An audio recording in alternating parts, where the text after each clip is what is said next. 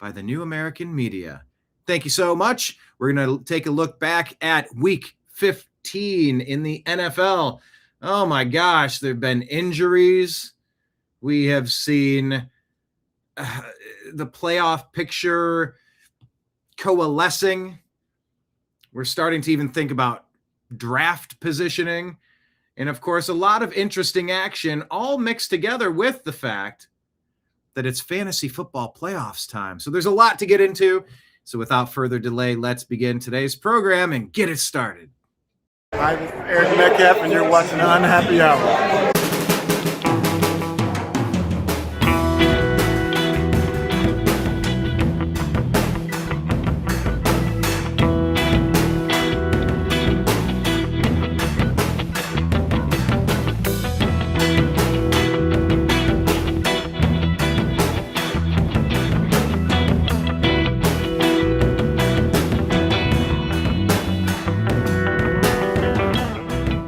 New American Media is proud to present a division of the Unhappy Hour sports show, Strictly Football.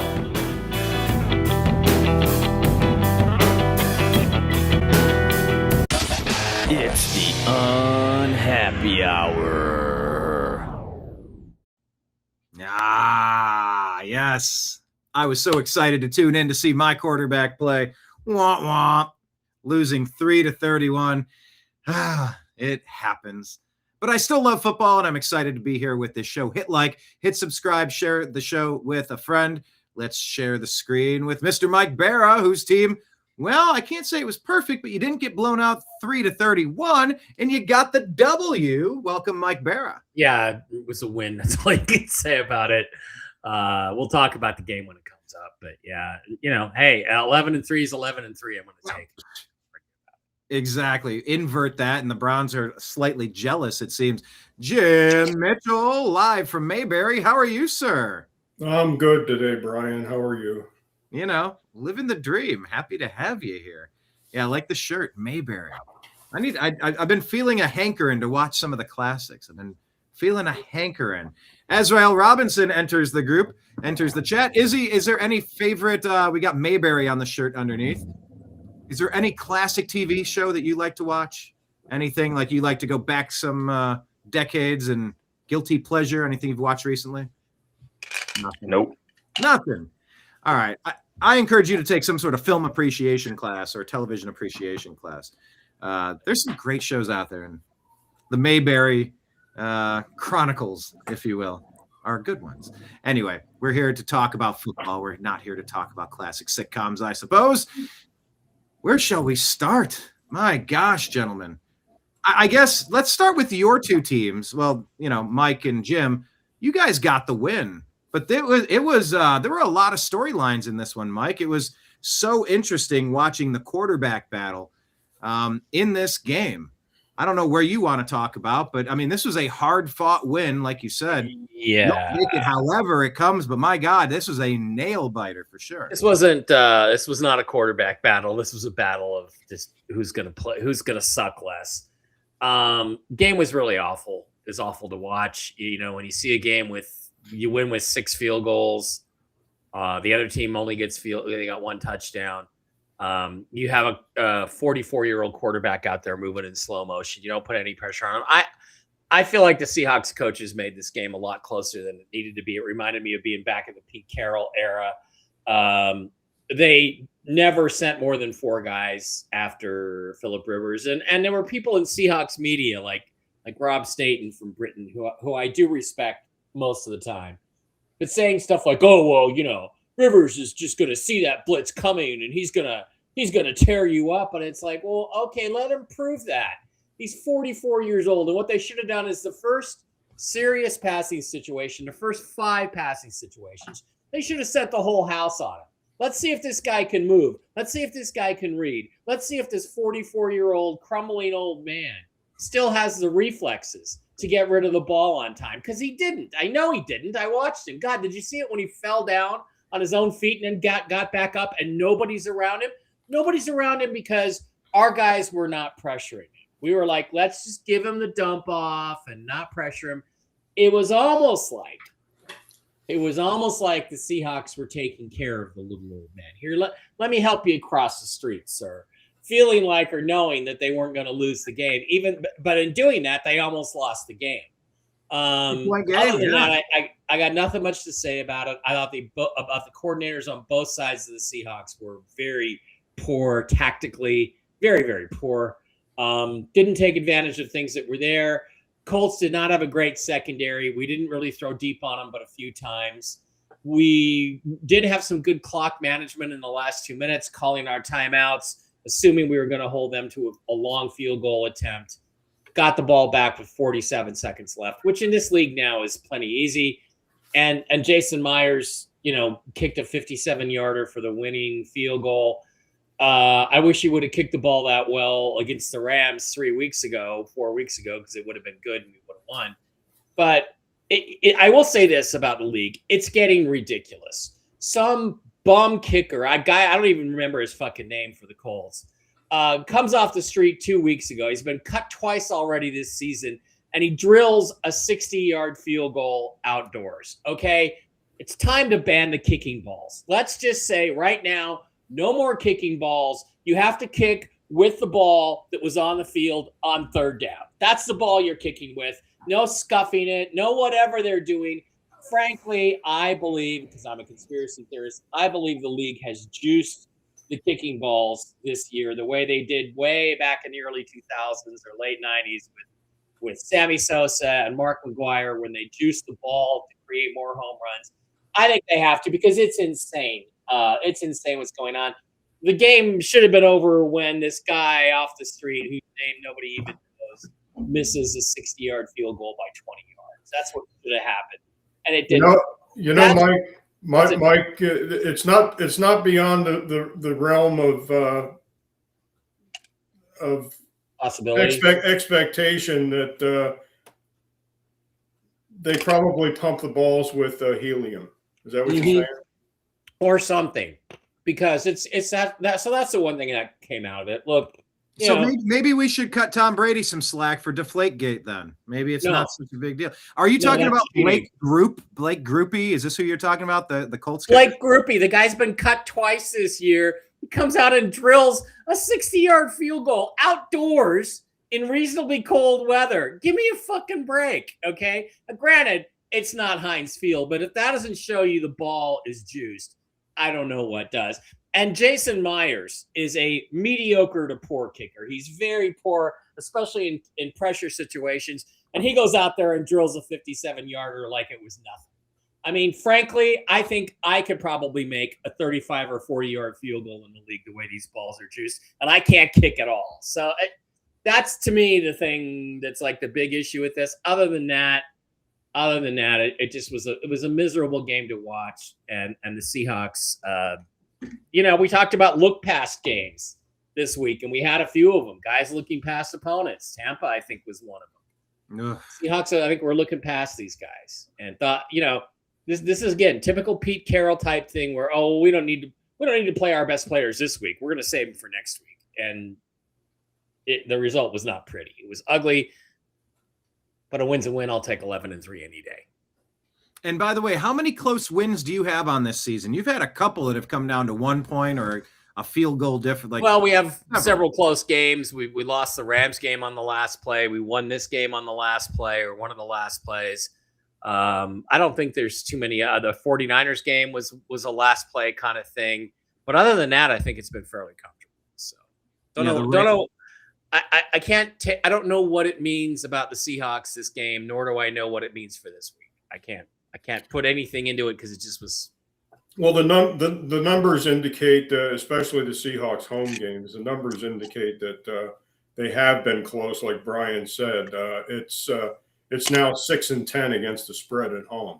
And they've won a majority of those games, but 6-10 against the spread. They're not a good home spread team. So what Brian is saying is correct, is these games are closer than what Vegas sees them as.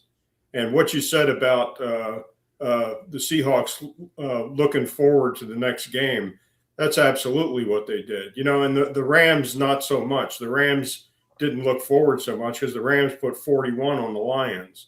but they allowed a lot of points. But, this was definitely a look ahead game for the Seahawks. One stat that I had before the game was played that I didn't give out. Sam Darnold is 12-0 straight up when he is a favorite of 6 or more points.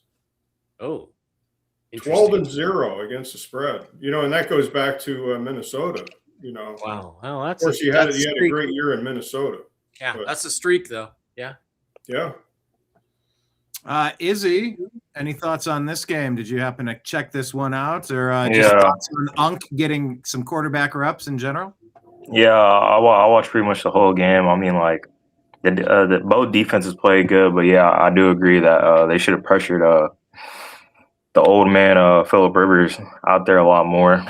I mean, I did kind of have the same speculation that he might be able to see the blitz more, but I mean, he is just coming off his couch after 4 years, so why not try it a lot more than that? But I mean, I know he has an awkward throw motion, but it seems way more like he's just trying to get the ball to where it needs to be, not even on time, just float it in the vicinity of the receiver. So, and it kind of, with Phillip Rivers at quarterback, if they don't try throwing the ball more, at least less like 5 to 10 yard plays, then it's going to be a struggle for them for the rest of the season because they just know they're going to run the ball with Jonathan Taylor. I mean, with the defense they saw, they knew that Jonathan Taylor was going to run it, and they got a couple stuffs in the backfield. So, I mean, as far as for the Seahawks, I mean, you got to do more against the Colts with no defensive backs and a 44-year-old quarterback. So, yeah, and for fantasy, of course, I have Jonathan Taylor, and he sort of led me to the playoffs almost exclusively.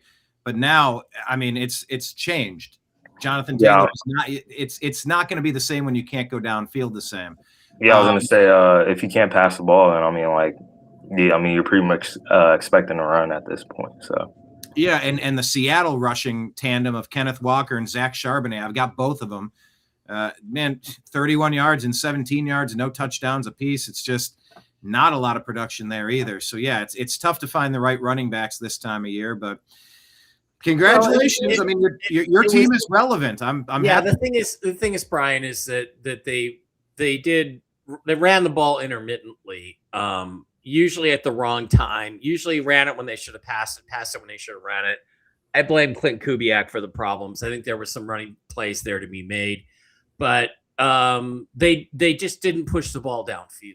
And so the Colts were just stacked up short the whole game, and we didn't challenge them. And it was like, we felt like we were going to win without doing that, without taking any risks. And it was foolish. Yeah. In the comments, where did that go? The comments. Oh, there we go. On the chat. John goes, EZ got better things to do. No. It just looks that way because the show starts with Mike, then it goes to Jim, and EZ's waiting to pounce on his segment. And we're going to give him his segment right here to pounce on. This is your Cowboys, Izzy. You don't have better things to do. You got to defend your 0 touchdown performance from Dak Prescott. You don't have to defend it, man. Nobody knows what it's like to root for a team that doesn't live up to expectations better than me, the Browns fan. But Izzy, walk us through this. Not that you have better things to do, but help us explain how in the world you let the Minnesota J.J. McCarthy's defeat the Dallas Stars. Man, I can't. I didn't even tune into the game. I mean, as soon as I saw what was happening, I mean, I saw a bunch of highlights and stuff. I saw interception, a couple missed field goals from Brandon Aubrey. But I mean, I mean, Justin Jefferson, he doesn't even have a crazy game himself, which I thought was going to be the only reason we lose the game. And I mean, I don't know. I mean, on paper, what Dak Prescott throws for 300, Javonte 90 yards on the ground until he gets hurt. Then Malik Davis comes in. CD had 100 yards. I mean, I don't know. I'm at a loss for words, to be honest. But I mean, every week we're giving up 30 points. So at this point, I mean, I should have said it last week, but with JJ McCarthy at quarterback, it makes you think that they won't get anywhere near 20 points. But they scored 34 points on our head. Our offense struggles against the Vikings defense, which is the only thing that we have to go forward with if our defense can't get any stops. And we just failed to convert and score points at the end of the day. It's literally that simple. That's, like I said, as far as defense, it's been like this for the past couple weeks. So it really doesn't matter at this point. We got a 1% chance to make the playoffs. So you could just make that 0. No, if you have a breath, you have a chance. And we could go through this. I mean, the Vikings, they scored 34, Lions scored 44, Chiefs scored 28, Eagles 21. The Raiders don't count. I mean, with 27 points to the Cardinals, 44 to the Broncos, 22 to Commanders, 30 to the Panthers, 22 to the Jets, 40 to the Packers. I mean, we're just giving up. We're just giving up points, and if our offense can't produce like they did yesterday, then we're gonna lose. So it's that simple. Yeah, Justin Jefferson is really laying some eggs. 2 receptions for 22 yards, no touchdowns. Absolutely wrecking my fantasy team at a time when I need him the most. But he's Justin Jefferson. You can't bench him. So it's such a tough spot to be in. Mike, what did you make of this one? Are you impressed by the Vikings or No? the Cowboys? Cowboys defense is terrible. It's just terrible, and they can't stop anybody. They give up 34. I mean, the Vikings should have been in for 20 to 24 points against an average team, enough for the Cowboys to squeak out a win, and they just couldn't do it. I can't really fault Dak too much. Yeah, he didn't put any points on the board, but I mean, he had a reasonably decent game. And but McCarthy, you can kind of argue outplayed him because he got 2 touchdowns. He had an interception, but he also had 2 touchdown passes. Yeah. And, I mean, it just Cowboys are in trouble because they got no defense to speak of. It really hasn't gotten any better in spite of bringing in some new guys. And here's the thing: they're $48 million over the cap next year, and there's nobody they can really cut. They're gonna have to do some different deals, but you look at their salary cap, and it's like out of their top 15 players, like 10 of them are a net cap hit if you get rid of them. So you got nowhere to go. They got nowhere to go. They're Jerry Jones, once again, one of the worst owners when it comes to managing the cap. And you got an overpriced team with a lot of big names who don't produce. So it's going to be a couple years to fix the Cowboys. Yeah. Well, they traded away Micah Parsons. We'll get to him in a minute. He blew out his ACL. It's not like you dodged a bullet. Who knows what would have happened if he was playing there? You never know with injuries, but it is interesting to think about. Jim, I guess a lot of people were surprised that the Vikings were able to pull this off, I suppose, because they haven't been playing very well either. Yeah, I like this. I like this game. I probably like this game more than Mr. Robinson liked this game. I mean, I liked it so much. The game opened at 6.5 Cowboys, and it was bet down to 5.5. And when it went to 5.5, I hit the game. I mean, I put some money on it. Just a straight up bet. Mostly because the Vikings are 1-7 straight up in primetime games, Monday night, Sunday night, and Thursday night. They just do not play well in primetime games. And Dak Prescott was 31-14 against the spread as a favorite of 6 or more points. And Cowboys are 22-9-1 straight up at home. I mean, this game was just screaming Cowboys, but it's like Izzy said. I mean, Cowboys defense is ass. I mean, it's not good. It's below not good. Yeah. Well, all right. That's a good segue to teeing up what I watched with the Cleveland Browns. Mike, you're saying, oh well, either way, we're 11-3. Speaking of ass, and that's speaking of ass, the Cleveland Browns is like a skid mark. Someone in Cincinnati at a tailgate said, "Hey, Cleveland." He was talking to me. I turned around and he goes, "If it's brown, flush it down." Our defense gave up 31 points. Obviously, the Bears have a good thing going there. Between Monagai and DeAndre Swift, they have a nice rushing attack. Caleb Williams, 2 touchdowns on the day. He had a good one. man, the Browns couldn't find the end zone at all, but that's not because they didn't try. I'll tell you what, Shedeur Sanders threw a perfect touchdown pass to Jerry Jeudy. Perfect. I don't know if any of you guys saw it. I mean, down the sideline, in between two defenders, right in his hands. It bounces out of his hands into the hands of the defender for a interception touchback. That was a perfectly thrown touchdown pass. He had two more long throws to Isaiah Bond. We haven't been able to throw long all season. Shedeur has a few things going for him, but he does hold the ball too long. I guess there was probably another interception that was dropped. So it could have been 4 interceptions instead of 3. Even if you took that one off the board, it would have been 3 instead of 4. Regardless, the Browns defense couldn't stop the Bears all day long. And we're just, facing a top 5 pick next year. Not sure what to do with the rest of this season, Mike Barra. Yeah. Look, young quarterbacks are going to have games like this. He was great last week. He was terrible this week. That's the way it goes. He's a very young quarterback and a guy who probably shouldn't have even played this year, but he was forced into action. I don't think you can blame Shedeur for this. It's just you got beat by a lot better team, a team that's better coached than yours is, a quarterback who's comfortable with his what he's doing. And, look, Caleb Williams versus Shedeur. Caleb's got more talent, and he's got a better coach, and he's got better personnel around. So that's going to translate to the Bears winning. I didn't think it was going to be 31-3, but your defense can only take so much, right? And there's got to be guys on the defensive side of the ball last 3 or 4 weeks that are thinking, I got to keep myself healthy for my next contract or whatever. So I just, I didn't see a lot of the game, but I'm not imagining that they're putting out maximum effort in a meaningless game when they've already been eliminated from the playoffs. So, the rumor is the Browns are in on Shedeur as their quarterback for next year. I don't see how that could be after this game. I think if there's one staring you in the face in the first round, you got to take it. But we'll see. Well, I mean, it depends. Who's going to pick first? Will it be the Titans? Are they sold on Cam Ward? Okay. Will it be the Giants? Okay. Are they going to be sold on Jackson Dart? Fine. What about the Raiders? The Raiders might have a chance to Jackson, ouch my head, Dart. I mean, I don't know. Yeah.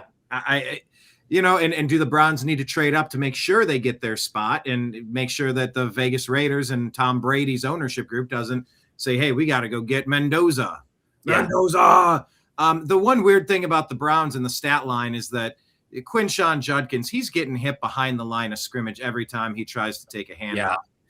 It's 12 carries for 21 yards. You're not giving him any hope. You're not giving him any sort of balance. So they're sort of teeing off. They're holding back, and they're picking off the balls. What do you expect? And also, it was, the third coldest game in Soldier Field history or NFL history? Whatever it was super cold. -15 on the wind chill. Jim, Browns lose again. Not surprising, but losing by 28 points, that might be a little excessive. Yeah, the betting perspective on this game opened at the Bears being a 7.5-point favorite, and it pretty much stayed there all week. The number didn't move, which is an indicator of apathy on the part of the bettors, just not caring about this game, just calling it a quasi corner TV game, or the fact that there was money placed evenly on both sides of this game, even money on the Browns, even money on the Bears. That's why the number didn't move. Browns going into this game 1-5 straight up on the road. Now they're 1-6 straight up on the road. 1-11 against the spread their last 11 road games. Not good. So I think people were probably afraid of that half point. It was a short travel game, for Cleveland going to Chicago. But if you had the Bears, I mean, you were cashing money. But a lot of people stayed away from this game because of that half point. I think if it was 6.5, 7 points, I think there would have been a lot more action on the game.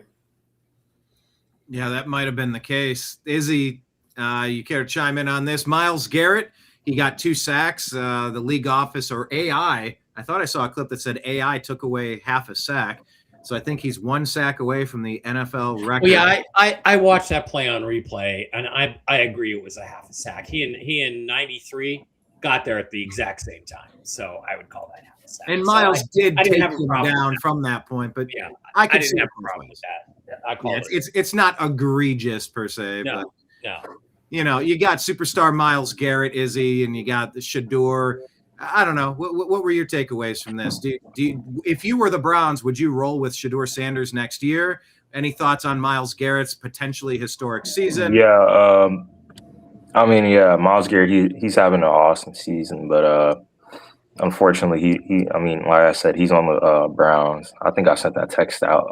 So it's pretty much just wasted on a 3-11 team, which he's pretty much been on his whole career. So besides that, I mean, I tuned into the game right when Shador threw a awesome deep ball in stride to Isaiah Bond. Yeah, That's about that's all I seen all game, and I mean, me personally, I don't believe there's a insane quarterback talent for the Browns, depending on the draft position, for them to go out and get a quarterback. Even if Fernando Mendoza does fall, me personally, I don't see it in the guy. I mean, like, we've seen better QB prospects in other years. We've seen better players, especially in the Heisman race. You guys saw that he just won Heisman, and there's way better competition in the Heisman category. And if the Browns did have a chance to say get the quote unquote best quarterback in the draft, I mean, it's no point in wasting that pick this year. From right, they have 2 first-round picks. Go out, get an O lineman and a wide receiver, and I mean, that's how I move on. Start next year out, maybe get a new head coach, depending how that front office is looking. So, I mean, yeah, not a lot to see. And I mean, a good job on the Bears putting up 31 in the cold weather. I mean, they practice in it every day, so something. I mean, you'd expect them to do, especially against the Browns defense as well. So, I mean, that's just my thoughts. By the way, the draft order, all this stuff starts really mattering this time of year. Fine, you're jockeying for position, you and your Seahawks jockeying for playoff position.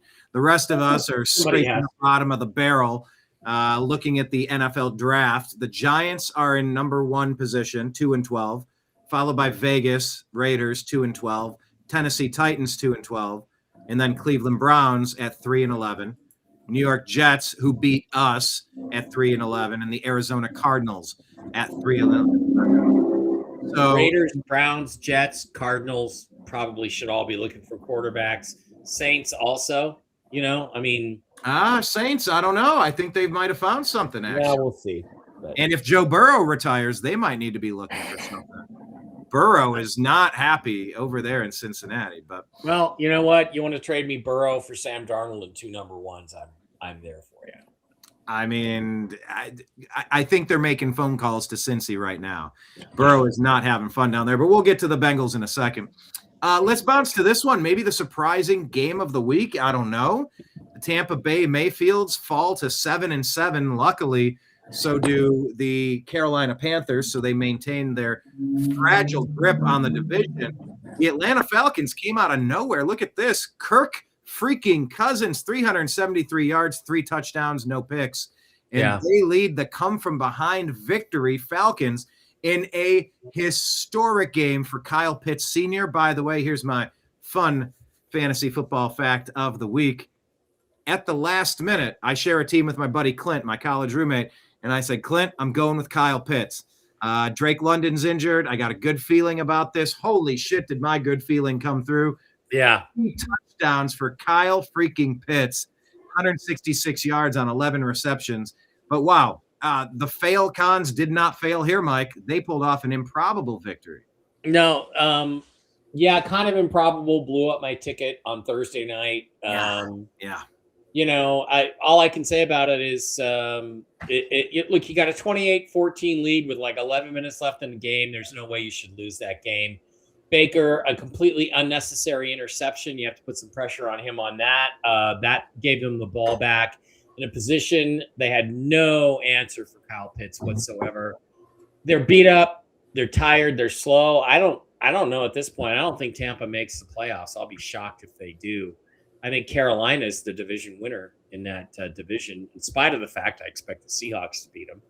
But I think Carolina is going to come out ahead, and I just think, it's one of those games you almost feel like it was scripted. How do you have Kirk Cousins on 3rd and 28, and in 2 plays he gets a first down, and the guys that are fairly wide open? I don't get it. I don't get what Tampa was doing there. You got to put a little blame on Todd Bowles. But, Raheem Morris, we were looking at him as a possible coaching casualty. He got his guys to play. They played hard. They played well. They worked with what they had. And unless they get an outrageous offer for Kirk Cousins next year, I don't think he's going anywhere. Jim, you like that? Says Kirk Cousins. You like that? You like that? You like that? Yeah, that goes back to the Redskins. Yeah.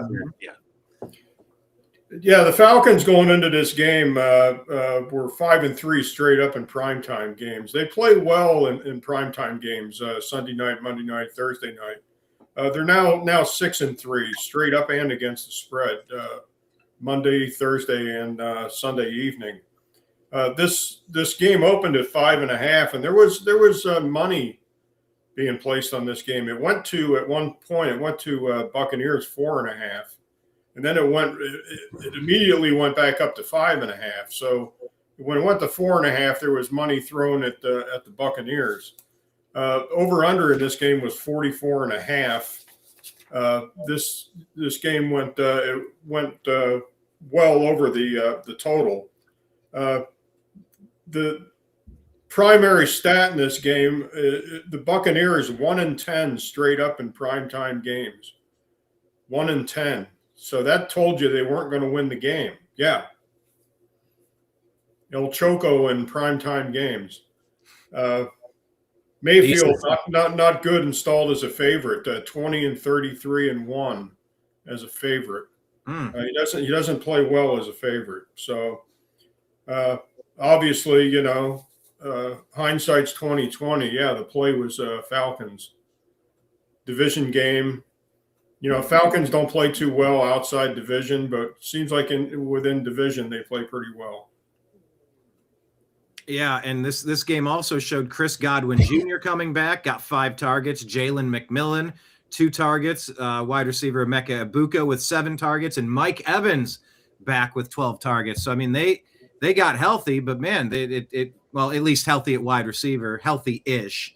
And of course, Mike Evans kind of tweaked his lower back on that wild hit. I watched almost all of this game. But Izzy, it was too much. Kirk Cousins, Bijan Robinson, and Kyle Pitts Sr. enough to take him down here. Yeah. Like I said, the Falcons, they got the pieces. They did this without Drake London. Bijan Robinson's out there. He had a decent game. 5 yards per carry. That's a really good game. Kirk Cousins, he balled out. The Buccaneers, they're working with what they got. So, the receivers are healthy. 28 points ain't bad, but hey, it's the end of the season. You got to start winning games for the division, and it seems like the Panthers are going to win it. So, it's not a lot going on here, and they gave up 15 points in the fourth quarter as well. So that's just not good. I don't think a lot of people win NFL games if you're giving up 15 points in the fourth quarter. So Baker, he threw an interception, 277 on 19 attempts. That's not all that bad, but Kyle Pitts balled out at the end of the day. I don't know if it's like they found out, oh my gosh, we got a 6'6" wide receiver tight end, but he balled out against Tampa Bay. So the Falcons, they're winning, but they just won today, but their season's over. And I don't know if you guys saw, I forgot which coach it was, but he went up to, I think it was Andrew Whitworth, and kissed him on the cheek during a halftime. I don't know if you guys saw that, but a lot of fans weren't happy about that. They were like, "You see, this is why my team's losing, because our head coach is doing crazy stuff like that." So yeah, pretty funny. It doesn't sound like Todd Bowles to me. Was it Raheem Morris did that? I don't know. No, it wasn't Todd Bowles. It was an assistant coach. Oh, an assistant coach. Okay. All right. Yeah, just no sword fights, just a kiss. Well, let's bounce over to the Moving Chiefs game. Patrick Mahomes got kissed with an ACL injury. Look, I don't like the guy. I think he's overrated. I think the Chiefs cheated the Browns. The referees did out of Baker in that that COVID season, the helmet-to-helmet collision with Dirty Dan Sorensen on the Hollywood Higgins touchdown that was ruled a touchback through the end zone. I'm not a Patrick Mahomes fan, but man, I don't ever want to see anybody get injured. Mahomes and the Chiefs lose this one in a tight one. 16-13, Chargers get the win. And now Mahomes with an ACL injury. Maybe Kelsey's going to get injured. Chiefs missed the playoffs for the first time in many, many, many, many, many years. Mike, there's a lot of storylines here to talk about. What say you? I'm not a big Mahomes fan either. He has 3 Super Bowls. I think he has 2. If the Eagles game is properly officiated and the Eagles are given a chance. They've won a lot. It's like Tom Brady won a lot of games because he cheated and deflated footballs. Patrick Mahomes has won a lot of games and had a lot of bad things taken away. Like he's got like 15 pick sixes erased by the referees in his career. I don't like him because it was clear from the very beginning that the NFL had an agenda to convince people this guy was the GOAT. I never thought he was the GOAT. I think he's very good. I think he's great. I think he's playing for a great coach, and he's had some great offensive players around him. Now that isn't the case. And in some ways, I like seeing him get his comeuppance a little bit because now he's playing with, average players and not Hall of Famers and Pro Bowlers on the offensive line and in the backfield and receiver. And you see that he's not a whole lot better than the other good quarterbacks. So but you can't let the overhype on Mahomes, which was from the moment he became a starter, you can't let that color what a great player he's been on many occasions in this league. On the injury front of it, that's why a lot of people resent him and resent the Chiefs because it was so obvious the league was pushing them for the last 5-6 years. So that's just the way it is. Travis Kelce is, notice how I pronounce that, Jim? Travis Kelce is done. The hit that he took, not this week, but last week, reminded me of when Earl Thomas basically ended Gronk's career in a 2016 game in New England with a hit. And Gronk was never the same after that. He kept playing, but I don't know if Kelce can keep playing. It feels like he's done.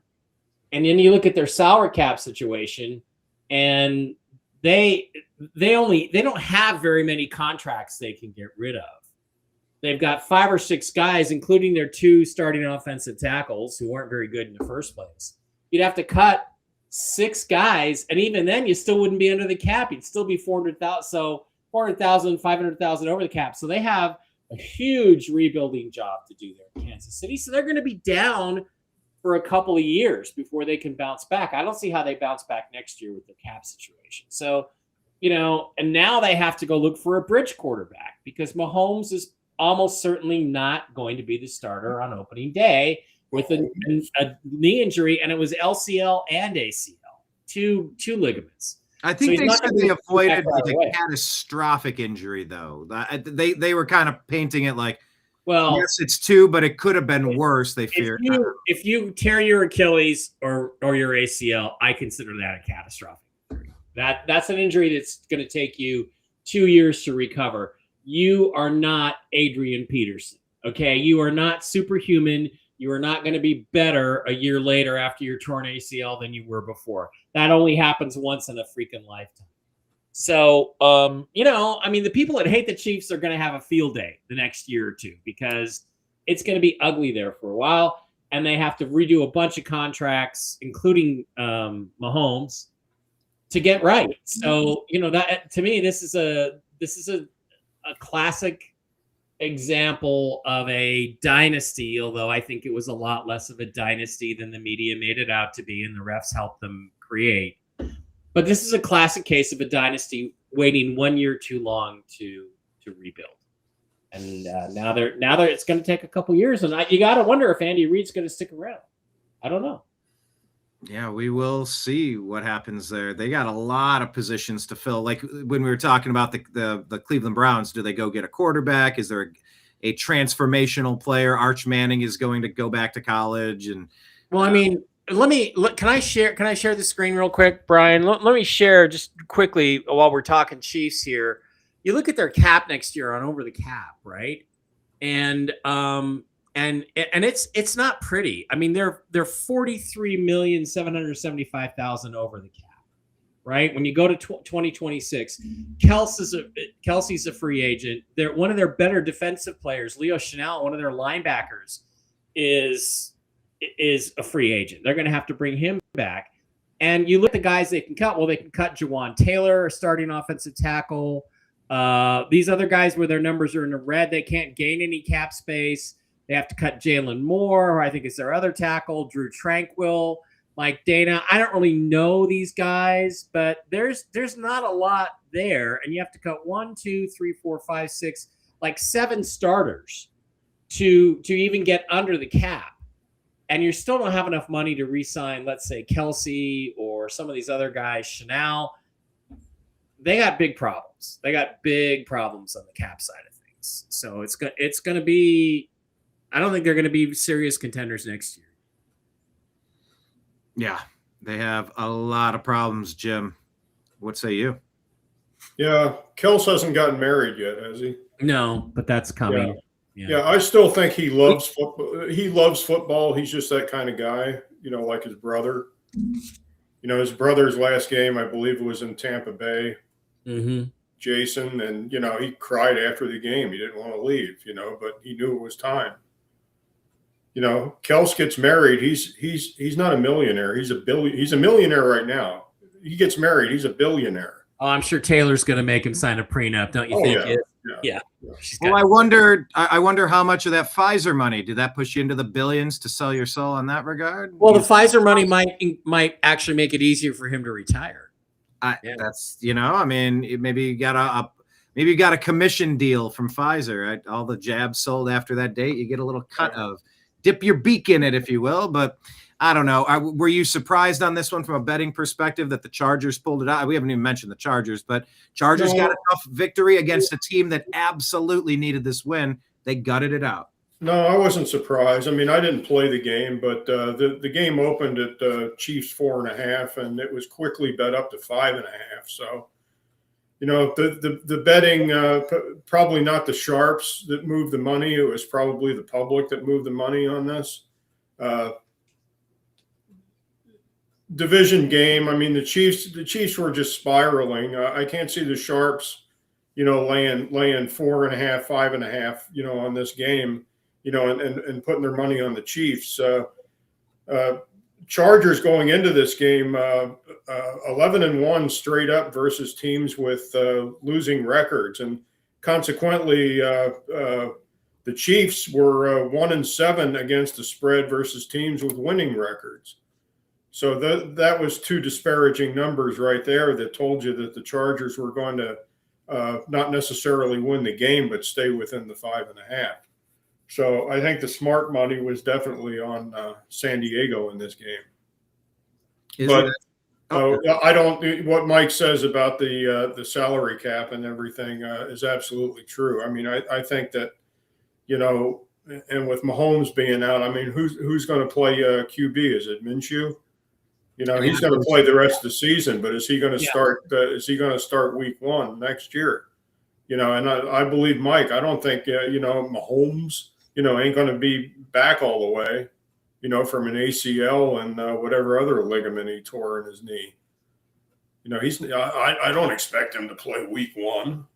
It's not exactly the NBA season, where they've got like a month and a half off, and all of a sudden they're playing basketball again. They've got a big layoff, between January, and obviously they're not going to the playoffs. So, you're looking between January and August. I mean, that's a pretty big layoff. But I agree with Mike. I don't expect that they're going to trot him out, week 1. Typical timeline to return to full competition for an athlete after an ACL is 9 to 12 months. is what they say, and that's just an isolated ACL. Yeah, and I mean, with an Achilles, it's different. With an Achilles, you can come back and play 1 year later. You're not coming back in 9 months, but you're not the same physically until 2 years out. Is my observation. So yeah, NFL it's often Achilles. Yeah, I mean, if it, but this is also the kind of injury that tends to slow a guy down, who's a big part of his game is mobility. So, how will that affect him? He'll have to change his game now. Yeah.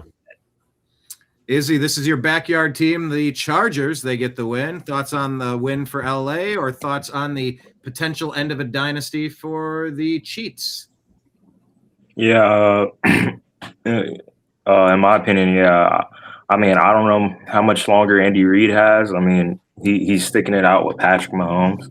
That's what it seems, in my opinion. And Steve Spagnuolo, I think their defensive coordinator, he's really good, and I think he might be in the market for a head coaching job. Yeah. I mean, he's been in the market, but this is his time to actually become a head coach.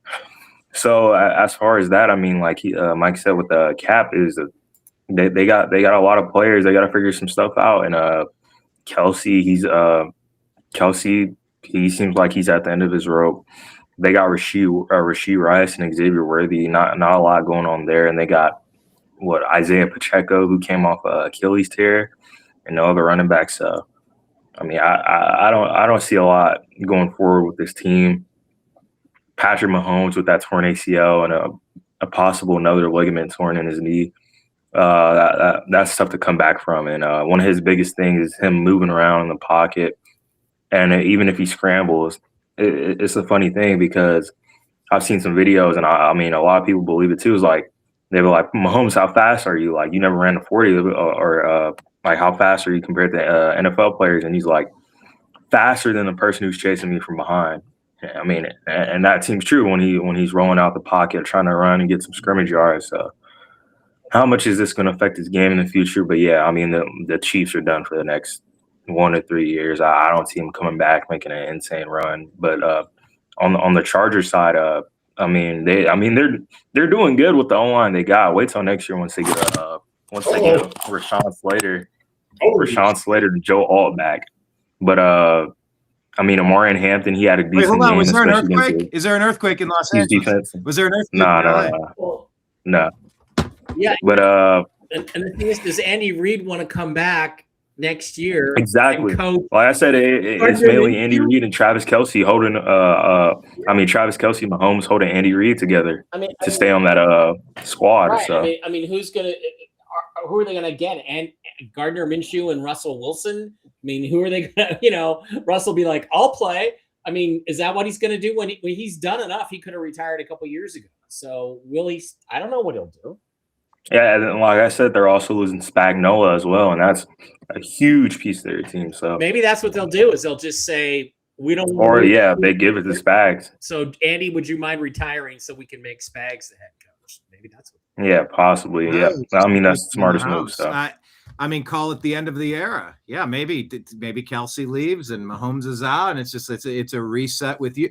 Maybe he stays on in an advisory role. Maybe moves to the front office, some capacity. I don't see Andy Reid getting up and living a year without football. I just don't see it. Maybe everybody deserves a chance to rest. He's 66 years old, right? Yeah. Yeah, I mean, I see it. Contemplated a couple years ago when they won that Super Bowl, I think against the Eagles. He contemplated quitting. He openly talked about, I'm not sure if I'm coming back. I'm going to think about it. 66 is not old, is it, Mike? No, it is not old, Jim. But and by the way, when you're talking about the old man Phillip Rivers of 44, if you're exhausting, I mean, it's also an exhausting profession. It's not old.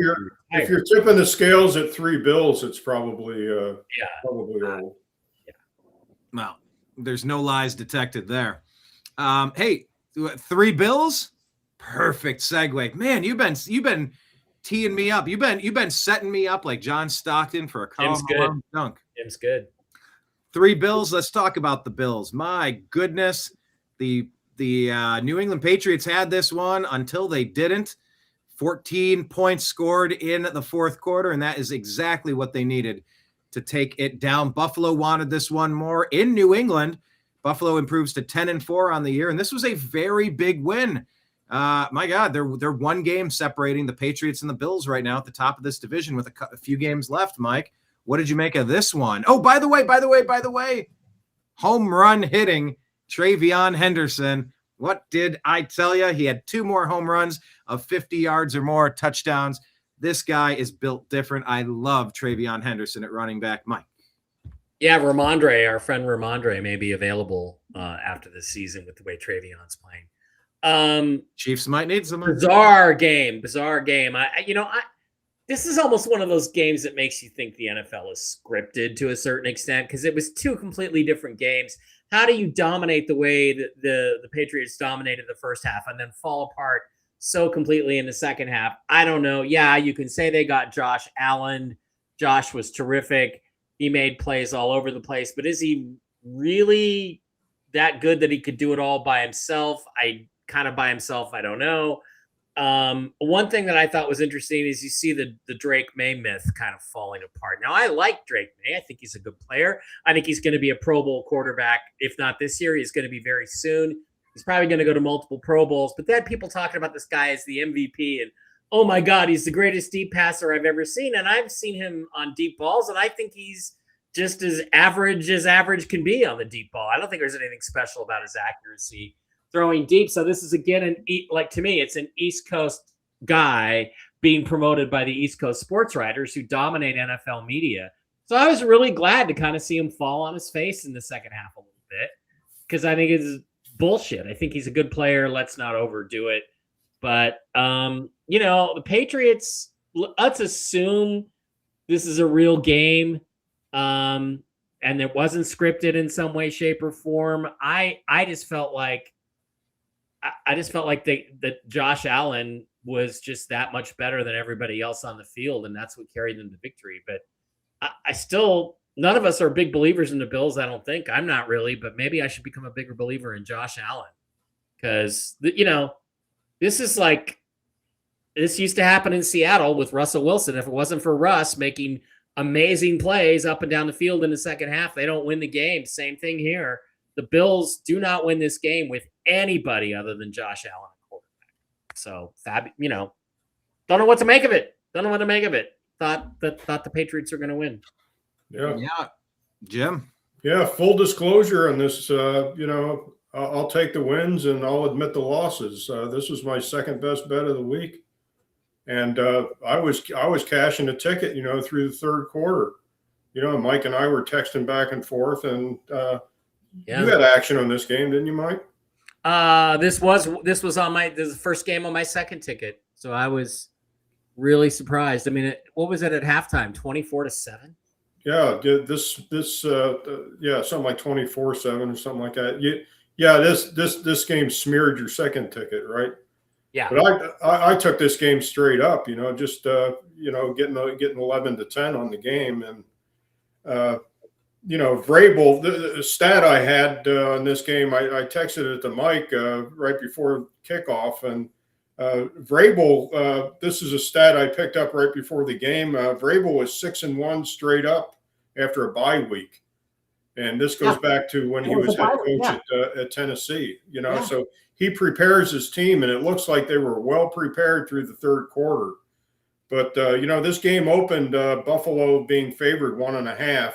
I didn't understand it because we had talked about, the Bills not being that complete of a football team and playing in division. I think at best this game was probably a pick 'em, but the Patriots were getting a 1.5 going into this game, and I just looked at it, and Mike, you took the Patriots on the money line, didn't you? Yeah, Patriots are 7th overall in scoring defense. How do you give up 35 points with a 24-7 lead when you're the 7th best defense in football? It doesn't make any sense. So you had them on a 3-team parlay, and you were getting better than 6-1 because you had the Patriots on the money line. So you were getting something like 7.5-1 on your 3-teamer, which is good. And here I am with $22 left. That was a good bet. I mean, it was a good bet, but something happened. And I don't know if it was Josh Allen or what, but it seems like it was Josh. Yeah, it wasn't to be. The Patriots going into this game were 10-0 straight up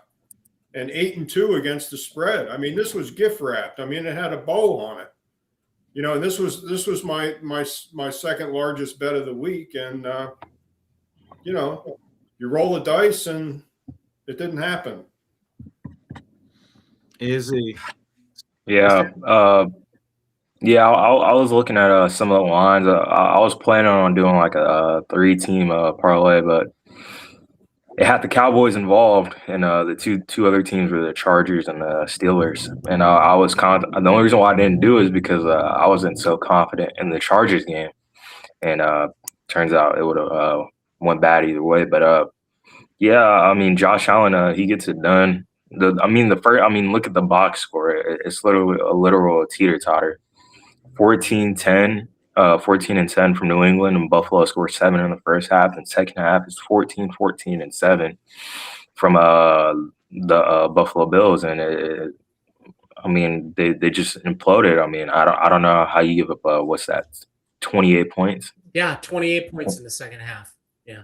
28 points in the second half. I mean, it damn near happened to the other team in the first half, but still 28 points is like, what are you doing? Like you can't lose a game like that. I mean, especially going into playoff season. You're the seventh best scoring defense in the NFL with a smart defensive coach who's always wins coming out of the bye week.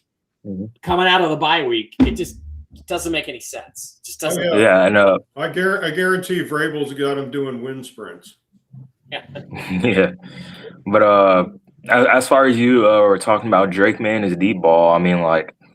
It's okay in my opinion. I just see him throw it a lot more than other quarterbacks. Like the only other quarterback who I see throw the ball down that much is Dak Prescott, and that's because of his receivers. He knows they could come down with it, and Drake he throws it down, and some receivers make some spectacular catches. And he'd be like, "Holy cow!" DeMario Douglas, Mac Hollins, they're making these catches down the field. So as far as that, he only had 155 passing yards and an interception. So maybe he could have done more, but 28 in the second half. They got exploited during halftime.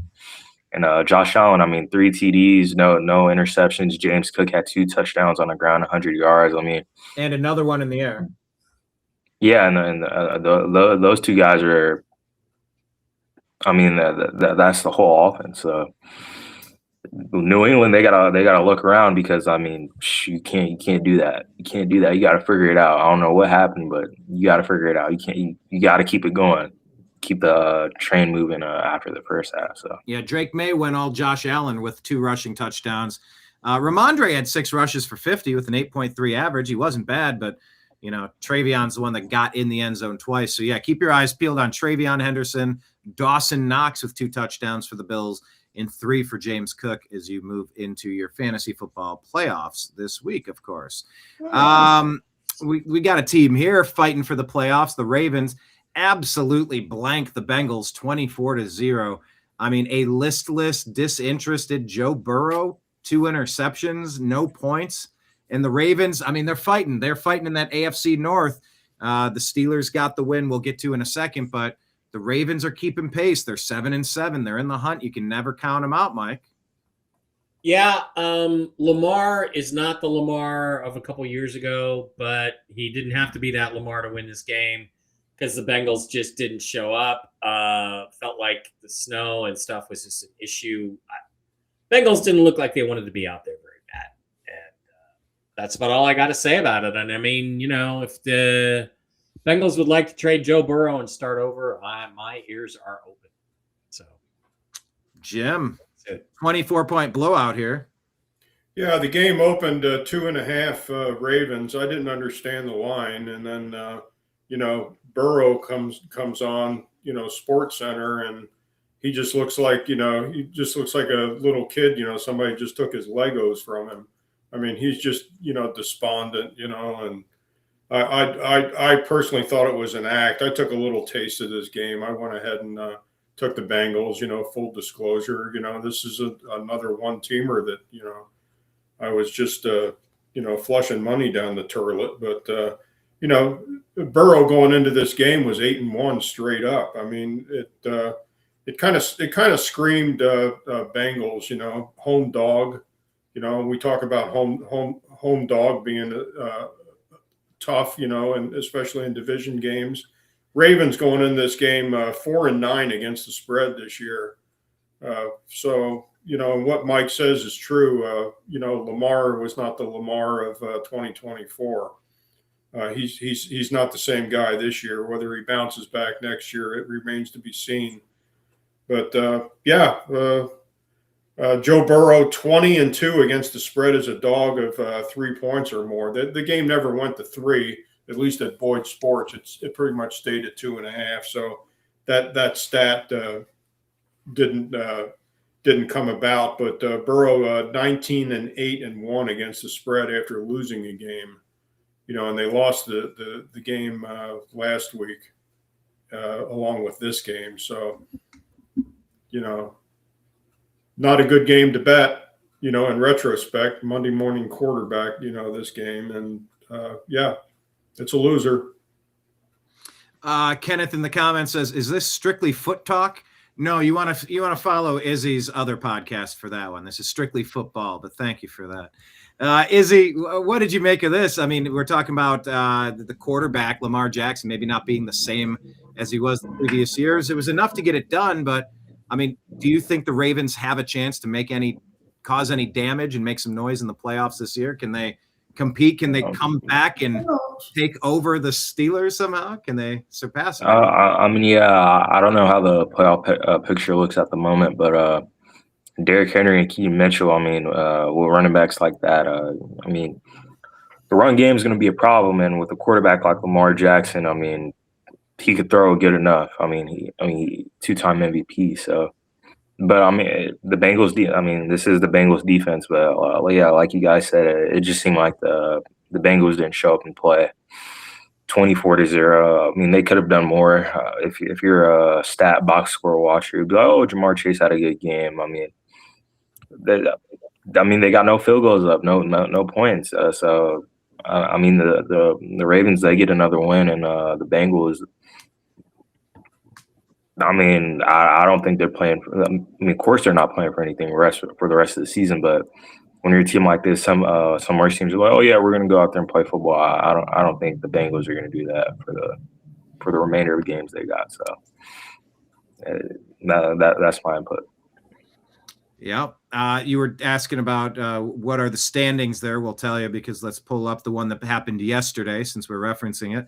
Steelers are 1 game up. They're 8-6. They improved to as the Miami Dolphins dropped to 6-8. This was super important for marginal, roughly 500 level teams in the AFC fighting to, in the Steelers' case, win their division, and in the Dolphins' case, maybe make a wild card here. Kenneth Gainwell doing okay there, a bit of a threat. But look, they took him out 28-15. Maybe not much to say on this one, Mike, but other than the fact that the Steelers haven't had much of an offense for the past couple of years, they're not lighting up the world. They're not a top 2 offense, but they seem stable. They seem competent. They seem anchored with Aaron Rodgers at the helm here. And that makes them a threat to make it to the postseason. And who knows once you get there with the experience. What do you say? Well, the only exceptional football player they have is TJ Watt, and he didn't play because his lung got punctured. So, given that puncture at practice from their own medical staff, they punctured. Yeah, given that they did good enough, they won the game. And Jim, again, temperature, cold weather, Tua, Dolphins. That's what it came down to. Jim. Yeah, this was our lead pipe lock of the week last week. And we gave this out as the best pick of the week, and it looked good pretty much all game. Yeah, what Mike said is true. I kind of got the late information before I hit this game, but Steelers 11 or 1-11 straight up when TJ Watt doesn't play. So I felt like I dodged a bullet on that one, and that was a lung puncture from medical staff, and that happened with the San Diego Chargers a couple of years ago. They punctured Tyrod's lung, did they not? And that's when Justin Herbert started to play for him. They were going to sit him like most of the season, but that happened with Tyrod. So they pushed Herbert into his offensive rookie of the year campaign. Yeah, I think that medical staff person was dismissed shortly after that, but that was a pain shot that actually perforated the lung. But Steelers going into this game 13-7 against the spread at home. The outstanding number, and now it's unbelievable, 23-0 straight up on Monday Night Football since 1991. 23-0. How could you not love this game? Even given, and I bought it at 3.5, and I was kind of semi-sick, because right after I bought this game Monday night when the number came out, and I saw 3.5, and I said, man, that's a great number. I'm going to go ahead and take it. And right after that, shortly after that, it went to 3. And that half point is pretty important, especially in games like this late in the season. But they covered it comfortably, 15-28, and the game probably wasn't even as close as that, the way it was played. Tua 6-10 straight up. The big number here, the Dolphins and Tua are now 2-11 straight up when the temperature is below 50 degrees. So, yeah. But lead pipe lock of the week. If you bet your lungs on this game, no offense, TJ. If you bet your lungs on this game, you cashed. You bet your lungs. I haven't heard that before, but you bet your lungs. All right, Izzy, there you go. You got the Steelers there taking down the Dolphins. Pick 'em. Who do you think wins the AFC North? 3 games left. Yeah, three games left. As far as I don't know, because I don't know the Ravens or the Steelers next 3 games. But as far as this game, Aaron Rodgers, he played good. He's a veteran. He hasn't lost his spunk. He'll be able to throw the ball forever. So this was our lead pipe lock of the weekend.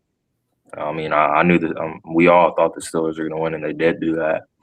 So as far as the Dolphins, it's not even like a game where it's like, oh, well, this happened, that happened. They played good. Tua had a pretty good game. 1 interception, of course, but there's not a lot you could do, especially when with the odds against you when the weather's low. So this is a real good game, especially winning without TJ Watt as well. So just put it that way.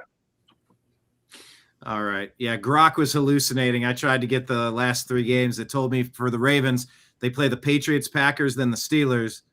But that doesn't make sense because it's just not making sense. It's hallucinating something weird, and I don't care that much, so we'll move on. But I tried. To try. Grok is on mushrooms today. Yeah. All right, here's another playoff team, unfortunately, the Jacksonville Jaguars.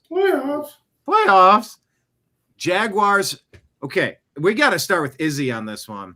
The Jacksonville Trevor Lawrences hang 48 points on the board, 6 touchdowns from Trevor Lawrence. You kept calling sunshine. You called him mid.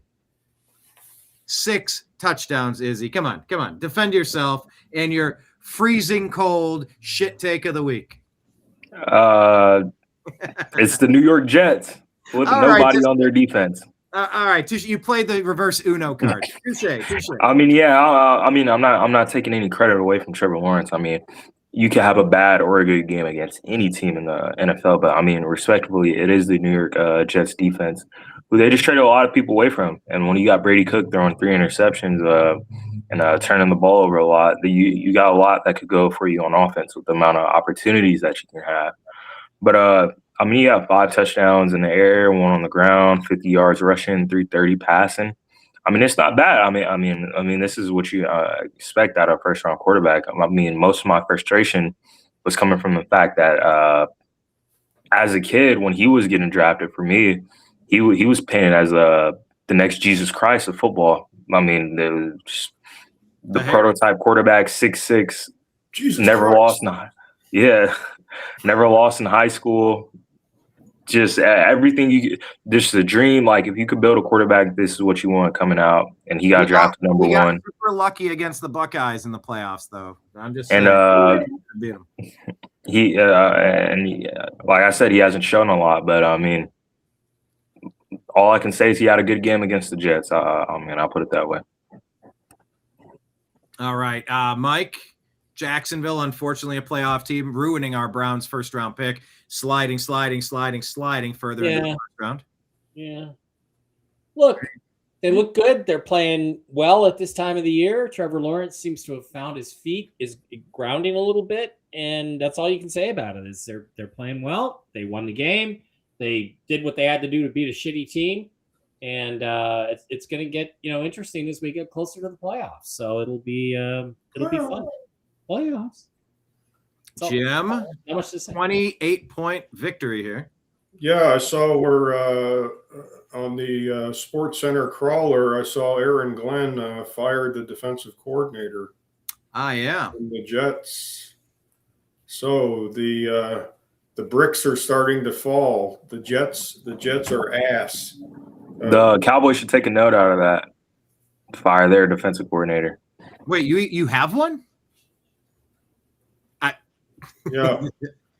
Yeah, they're gonna dig up Dave Wannstedt, bring him back. But this game opened at 11.5 Jaguars. It was quickly bet up to 13.5. Huge number. Could have gone higher. Jets going into this game were 11-1 straight up versus teams with a winning record. So if you could, suck it up and lay the 11.5 or 13.5, depending on when you wanted to bet it, But obviously all the money was going on the Jaguars in this game. Tyrod going into this game was 7-1-1 against the spread, though, and 6-3 against the spread as a dog. So, there were some favorable numbers that indicated that the Jets would stay within this number, but it wasn't to be. Double-digit favorites at 29-4 straight up. So we knew the Jags were going to win the game. The question was, were they going to go ahead and stay within that number? Over/under in this number or this game was 41.5. So they went way over the number. If you had the over, you were cashing tickets. But this was a quasi corner TV game. Yeah, we definitely had a couple of those that we're saving the worst for last. I'm trying to bouncing around here. This one was a pretty relevant one. A couple of good teams. Packers came up a little bit short. Denver improves to 12-2. We can't call them a joke, Mike. They're 12-2, better than 11-3. Somehow Denver still getting it done, beating a pretty good Packers team. Yeah, again, this was another game, and I've talked about this before. It bothers me that this is never talked about on the air. But how many games do the Broncos win at home in the fourth quarter? Because Green Bay was in control of this game pretty well. They were up 23-14, and then late in the third quarter, and then into the fourth quarter, they start to stagnate. They start to make mental mistakes. They throw interceptions. There's turnovers, and the Broncos storm back at home in the high altitude. And look, you can say anything you want about it, but all I know is I'm looking over on the sidelines, and I'm seeing Packers players taking the oxygen mask. Huffing. So that's what I attribute this to. I think if this was played at sea level at a neutral field, the Packers probably win the game. But it's actually better for my Seahawks that the Broncos won. So continue to count me as not a believer in the Denver Broncos as yet. I like Bo Nix. I liked him in the draft, but I just don't believe they're gonna. I don't believe they're gonna sustain this through the playoffs. I don't think they're an 11-2 or 12-2 team. I don't think they're that good. And we're gonna find out, Jim. Yeah, the Broncos are clearly a home field advantage team this year. They continue to dominate at home. Going into this game, 11-0 straight up at home.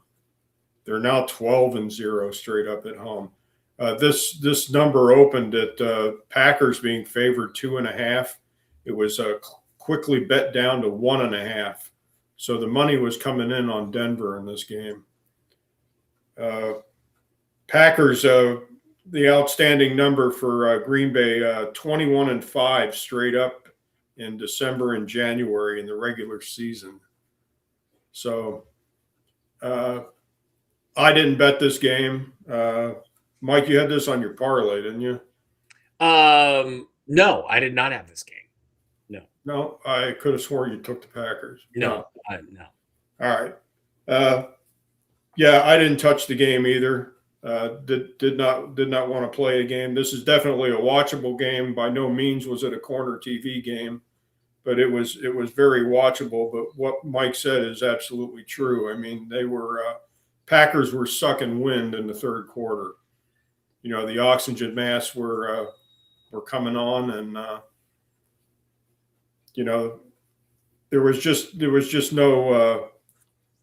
there was no getting around the fact that they were playing at 5,280 feet, and they were gassed. Izzy, Yeah. Are you? Yep. Oh, Izzy, are you impressed with the Broncos? And we could talk about the Micah Parsons injury. That was your boy, torn ACL. Oh yeah, that was terrible. Off. But it just shows Jerry was smart because he moved on from the guy. About the time 4th, 5th, 6th, 7th year. That's when if your guy's going to have any injury, that's when it happens, right? This is starting to resemble dating advice that you'll give out on Whiskey and Wisdom with go. Mike Vera every what day? It's Wednesday nights at 8 Eastern. There we go. That's called a plug, people. Izzy, what say you? Yeah, I mean, they're winning at home, so the Broncos are 12-2. I'm not sure how much of their games are like within a margin of 7 points that they won. But if I'm right, it says here next to the top, it says 7-0. I'm guessing that's 7-0 at home this year. I'm not so sure, but Bo Nix, played a good game, 4 touchdowns and no mess ups. RJ Harvey had a pretty good rip run. I think it was the second or third quarter he scored that touchdown. But no, I'm wrong. It was the fourth quarter. It was the last touchdown in the fourth quarter. But the Packers, Jordan Love throws 2 interceptions. He's slinging the ball to a bunch of mediocre wide receivers, and their star defensive player, Micah Parsons, gets hurt for the year. So yeah. It's not a lot. It's not a lot. It's a tough blow, especially before the playoffs, to lose Micah Parsons. So that's my biggest takeaway from this game. Yeah, it's absolutely brutal. Go to a comment real quick. Paired, it says, Mike, good luck. Thursday, your 100 on the Hawks for the division is at least 50 for 500. And saying, Mike, do you think the Hawks are going to beat the Rams? I know that here's a little preview. We'll talk about that Thursday. But, Mike, what's your gut telling you? My gut's telling me is I have no idea what's going to happen on Thursday. Seahawks did not play well enough to instill me with a lot of confidence. That's fair. It was interesting. I heard Pat Kerwin, who's a former assistant GM in the NFL, on Sirius NFL Radio. Pretty smart guy, and he said, "Look, I've been watching what they've been doing the last 3 weeks, and the Lions can't stop anybody through the air, and they're not going to stop the Rams through the air. So the only way that the Lions win this game is if they outscore them, which I don't think they're going to do against the Rams defense. And that's the way the game turned out. 41-34. He was pretty smart. He was pretty accurate. That's not going to be the case in Seattle on Thursday. So that's where I look at it. Again, I just look at this as 2 good teams, but one of them had a glaring weakness, which is their defensive secondary. That's also the Rams' glaring strength. Is their offensive passing game, and those 2 things aligned, and they just couldn't stop the Rams to save their lives. So, pretty simple game, and it's looking like the Lions are going to miss the playoffs.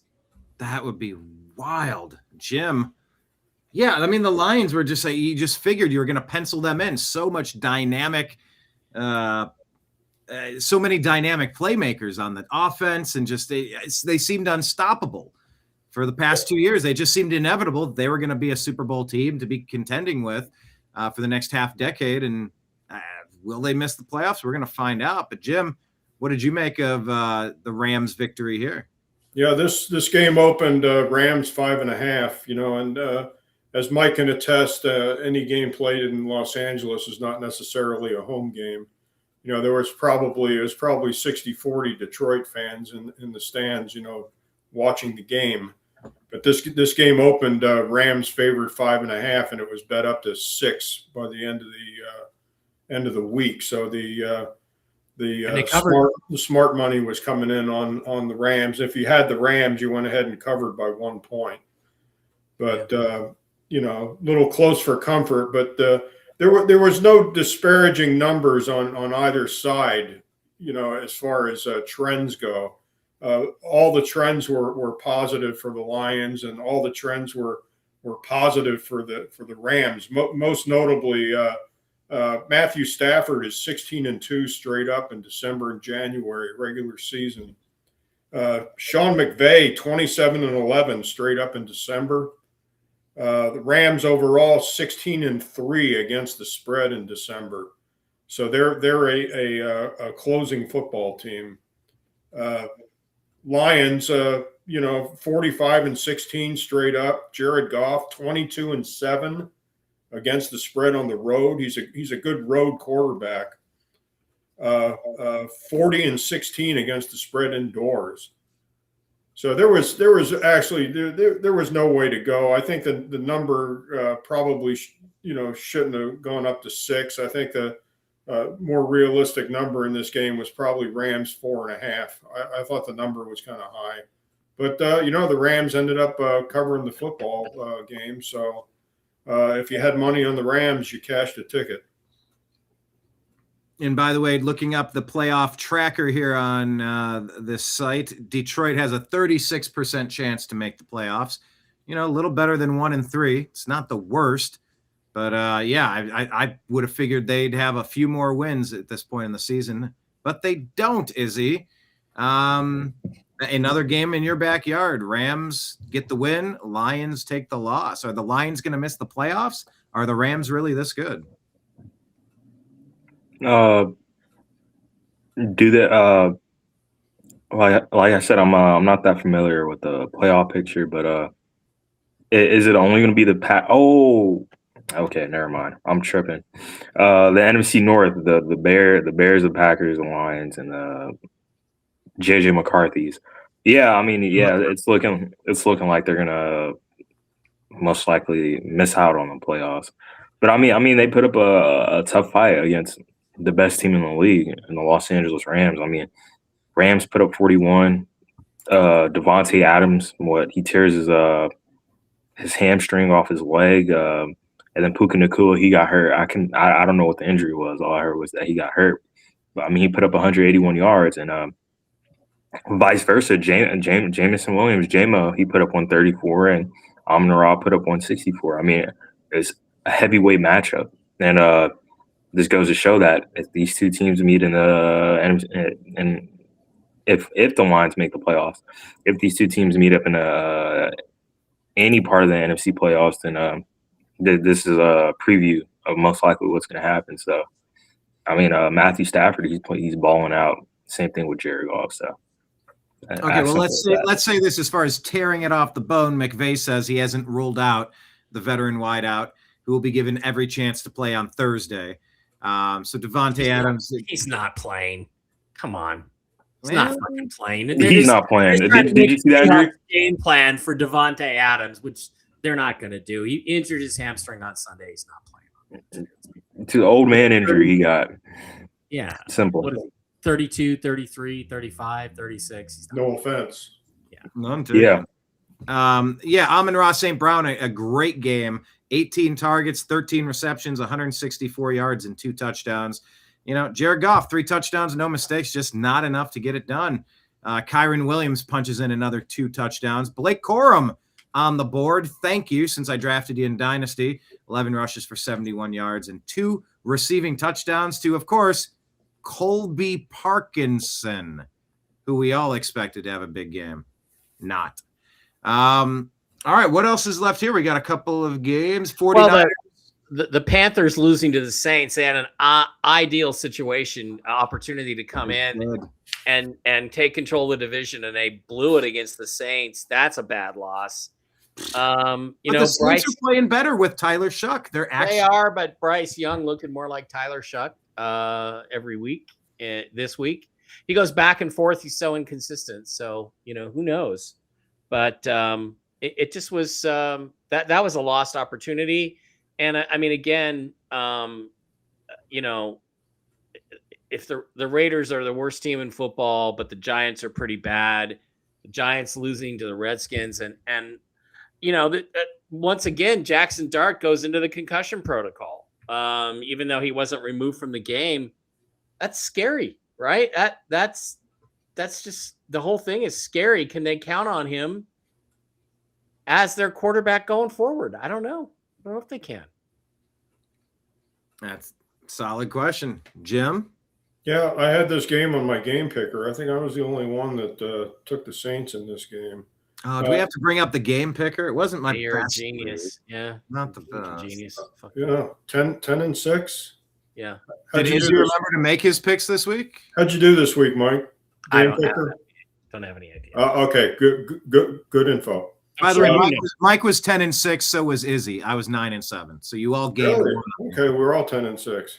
Except me, who was 9-7. But I digress. All right. Game opened at Panthers 2.5. Made Saints a home dog. Ended up covering the spread by a whole half a point. Saints just division games, they play well at home. 4-1 straight up at home against the Panthers now. So Saints played well enough to win the game. They played well enough to cash a ticket, and they move on. And I believe they think they have their quarterback, Tyler Shuck. He's no Spencer Rattler, but he's winning games. Yeah, he is. And at 10 points in the fourth quarter, Izzy, this helps me a lot because I'm such a Baker bro. No shame. I'm a Baker bro, and I want to see them make it. This really helps with only 3 games left. Any thoughts on this one? Yeah, going back to last week's game picker, I was skeptical of taking the Panthers because it's a trend where Bryce Young plays good, then he's mediocre, then he plays good, then he plays bad, and it's like they win, they lose, and win, they lose. I mean, they're 7-7. As simple as that. So, Tyler Shuck, he has a pretty decent game. He's finding a way to get the ball to Chris Olave and Devon Vele. So, it's not a lot you can go there. But, Bryce Young, you got to step it up. 163 and a touchdown. Rico Dowdle did get hurt during halftime, came back, I think, in the fourth quarter. He did have a touchdown. Chuba Hubbard, he got some more carries, but he had not nearly the same output as Rico.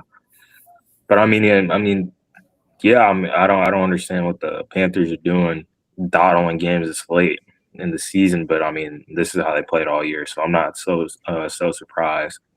And the Saints, they always play good against division opponents. So I'm not surprised at all. I'll just put it that way. The Washington Mariotas win this one 29-21 over the New York Darts. Mike, corner TV game. Nothing to say about it. 2 really not very good teams. Giants are worst or second worst team in the league, and Jackson Dart has got to avoid taking hits, or he's going to have a short NFL career. And the Giants are going to be right back up in the next year or 2, looking for a quarterback.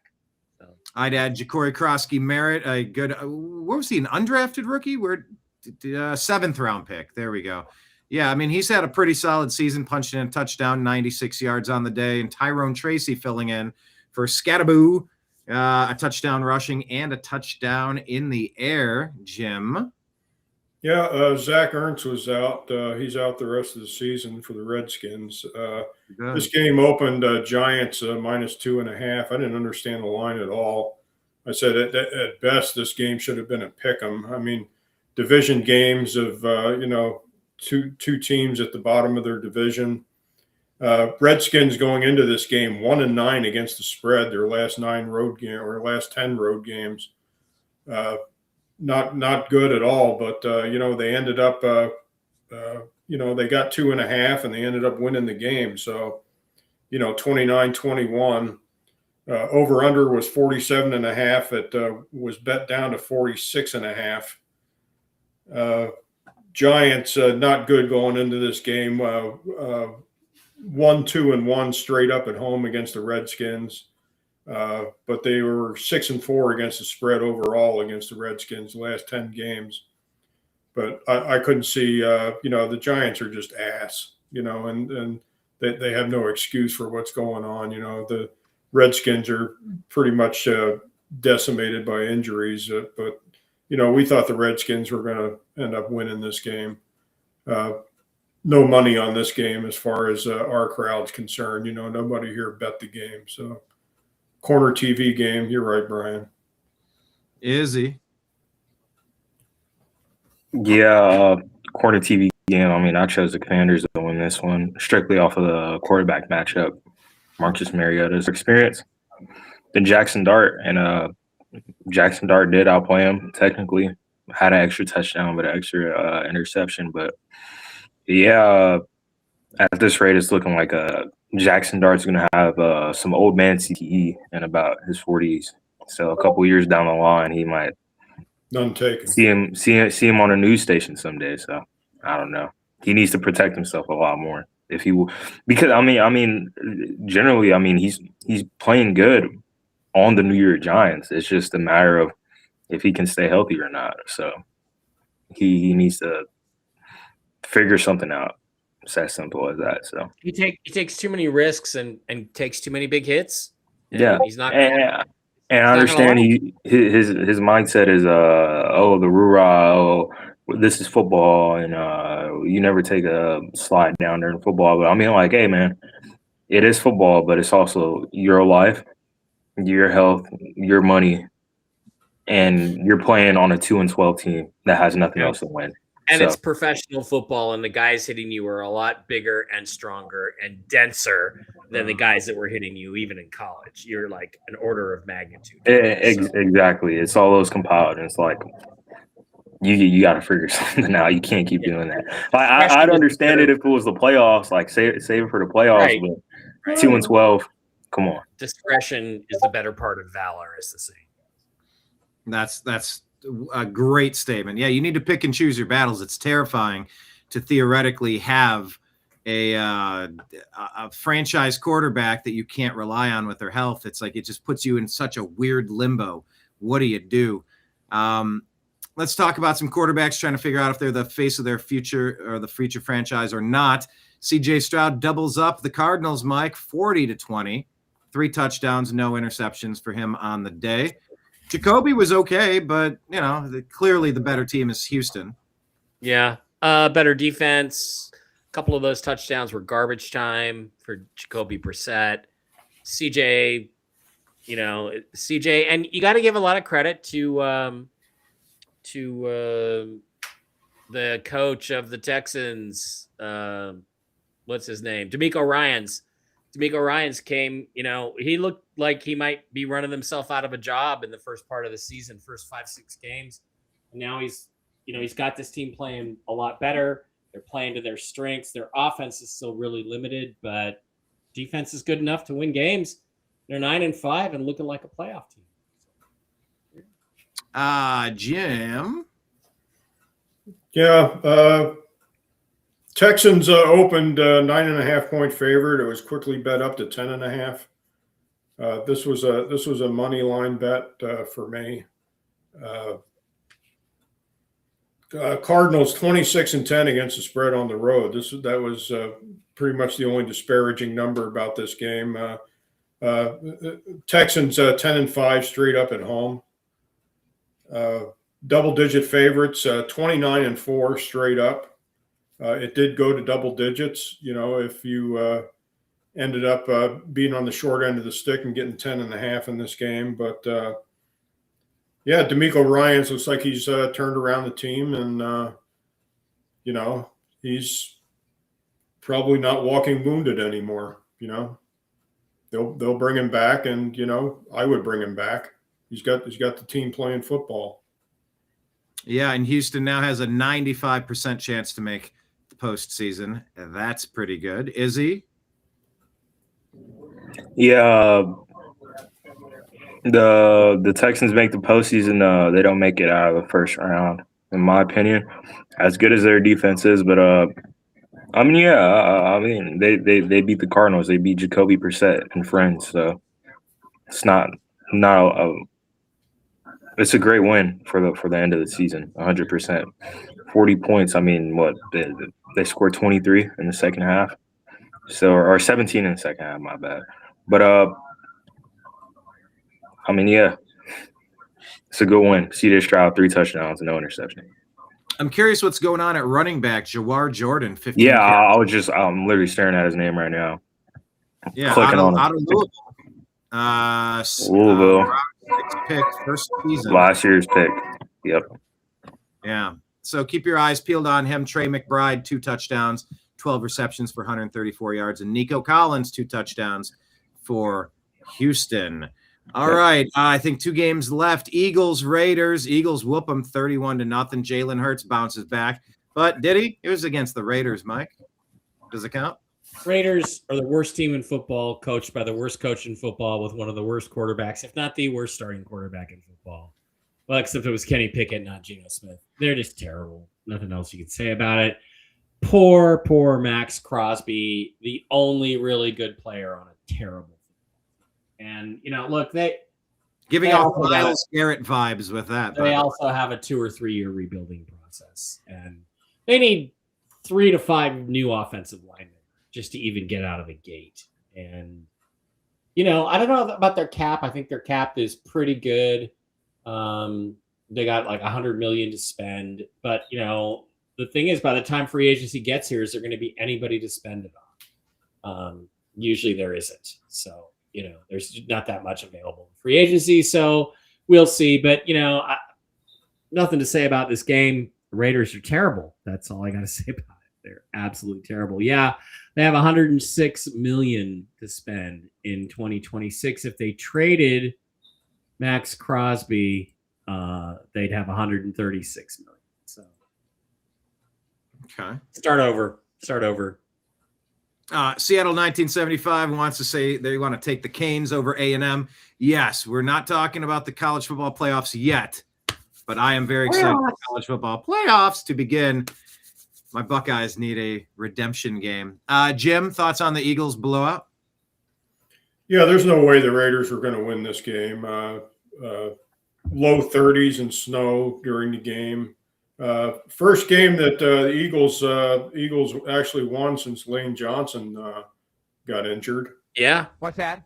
They are Playoffs? Don't talk about playoffs. Yeah, they might have a chance. They do. I just hope we can win a game. Well, they might win a game now that Lane Johnson is back, Mr. Coach. Thank you, Mike. Was Johnson playing in this game, or is he coming back this week? No, he did not play in this game. He did not. Oh, okay. Yeah. I'm sorry. He was rumored to be coming back, but maybe this week. Let me double check. I'll look it up for sure. But Yeah, Hurts 20-2 straight up as a home favorite. Now he's 21-2 straight up as a home favorite. This was definitely a money line bet. The game opened at Eagles 12.5. It was bet down to 11.5. I don't understand why it was bet down. There had to have been Raider money coming in on this game. What's money on the Raiders for anything? Wow. That's unless there was injuries announced, on the Eagles during the week, other than Johnson, went from 12.5 to 11.5. One of the lowest over-unders, of the week, 38.5 was the over-under in this game. Needless to say, with as Izzy would say, the Raiders putting up a donut. The number was 31. So well under the 38.5. So if you had the under and you had the Eagles, you cashed the ticket. Dropping the donut for sure. John Brenneman says, "Dear Raiders, you suck." Oh, they really do. Kenneth I was says, going to say, against the spread. Is that a Bob Seger tune? No, that was Against the Wind. Kenneth, no, wait, it was Against the Wind. No, not the wind, Against the Wind. But thank you, Kenneth. I appreciate you for chiming in on that. Go ahead, Izzy. yeah, I was going to say, who puts money on the Raiders is gambling degenerates out in Vegas. Who puts money on the Raiders? Same exact sentence. Thank you. this guy? This guy? Most likely. But Jalen Hurts, he doesn't even have a game. I mean, he had 3 touchdowns, but 12 for 15. He only threw the ball 12 times. So it's not a lot going on. It's 31-0. The Raiders stink. I feel so bad for Ashton Genty. He was my favorite player coming out of college, and he's stuck on this god awful team behind a god awful O-line. So it's just unfortunate. As simple as that. Look at all the strip clubs he gets to go to after the game. By the way, Dallas Goedert, I did not start him in my fantasy league, and he put up 2 touchdowns. Keep your eyes peeled on Dallas Goedert, the safety valve for the Philadelphia Eagles there. Nice big game for him. I think we have 1 game left. There was 1 more that we didn't get to. There you go. It is the Santa Clara 49ers. I mean, this one was a little closer than expected, perhaps. I don't know, Mike? Anything? Well, kind of a by-the-book game. 49ers were better. They took care of business at home against one of the worst teams in the league. All I will say is that the one thing I did notice is I don't think the 49ers secondary is good at all. So that's going to be their Achilles heel. But they took care of business. You got to give them a lot of credit. Shanahan has them playing hard, and Christian McCaffrey remains reasonably healthy. So fingers crossed, knock on wood for McCaffrey fans out there. Jim. Yeah, Santa Clara coming off a bye week, so they had Boku rest. Game opened at Santa Clara 12.5. It closed at 12.5. Looks like they covered the game by half a point. If you had Santa Clara, you had a winning ticket. Titans 8-22 against the spread. Not good. Below not good. Purdy 16-7 against the spread at home. He's a good quarterback at home. 49ers 9-3 straight up versus teams with a losing record. So this game kind of screamed not necessarily 12.5, but it was a good money line bet if you wanted to put this on your parlay. But they were going to win the game. Yeah. And they did. I wish Tennessee would. I wish these crappy teams would pull off some improbable wins. I'm fighting for that draft pick and maybe the transformative quarterback, perhaps. Izzy? Yeah, credit to Cam Ward for playing on another god-awful team. It's Cam Ward and friends, 2 touchdowns, no interceptions, 170 yards against the 49ers, and him and Tony Pollard lead out get 24 points. A lot of garbage time, though. It seems 14 in the fourth quarter, so the game was already sealed during that time. But Brock Purdy, he's playing good.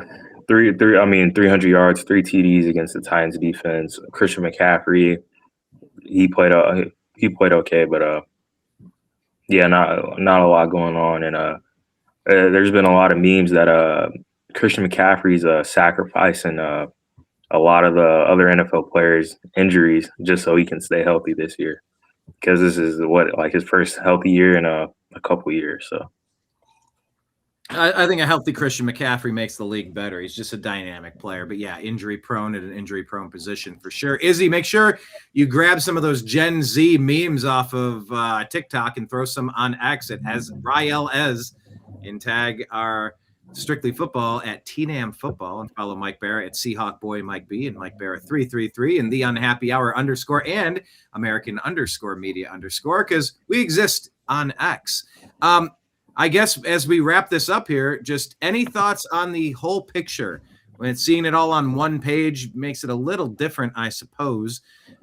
Just kind of looking at the 1 seeds, if everything goes according to regular season rank, you'd have a Broncos Rams Super Bowl. That feels weird, Mike. I don't know. Anything surprise you looking at who we have here set up as we've shuffled through most of the season now? Well, not based on the way the season is played out. I just don't think Tampa Bay is a playoff team the way they're playing. The Rams Seahawks game is the most important game of the year so far. Probably will be the most important game of the year. And I think whoever wins the NFC wins the Super Bowl. So it's coming out of the NFC regardless. Coming out of the NFC. Yep. I got the Chargers. Do you have the Charge? Why do you have the Chargers? I don't know. I mean, Justin Herbert. Yeah, I don't know either. But He likes the Herbs. I don't know. But yeah, wait. So Mike, so say if the Rams went out and the Seahawks win, you guys play each other in the next 3 weeks, right? No. This is the last game between Rams and Seahawks this year. This is the second game. So. And you guys are 1 game behind, so you guys are looking at we're actually tied. You're tied. If Seattle wins Thursday, they're in first place. They become the number 1 seed. Ooh. Okay.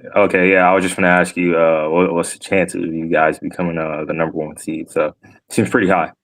Well, they have to win out. I mean, they're going to have to win out because honestly, even if we beat the Rams on Thursday, I don't see the Rams not winning their last 2 games. And the 49ers are still not completely out of it. It'd be nice if they would lose a game. Well, there's Seahawk money coming in right now. I mean, game opened at Rams 1.5, so Seattle is a home dog. Rams opened 1.5. It was bet down to 1 last night, so there is money coming in on Seattle. All right, yeah. I look at the AFC and I just don't know what to make of these teams.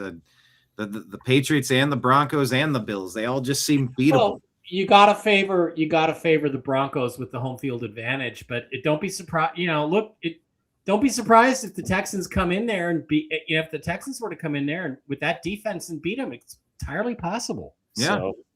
and we're all counting out. We're not even looking at the Bears and the Eagles. Bears are playing well, and the Eagles have a Super Bowl. We'll see how it shakes out for sure, and that's why we do Strictly Football each week. Gentlemen, are we doing 3 p.m. Thursday? Is that going to work for? It's good to me on Thursday. Yep. Yeah, okay. I think that will work. So final words from Mike. You got your show tonight. You have Toxically Masculine Tuesday. Tell people about it. Toxically Masculine Tuesday on Mike Barrett 333 on YouTube and Real News Live with Mike and Jen on Rumble. Be there at 9 Eastern. Discussion of politics. And we are going to tell you the truth about what happened with the Rob Reiner.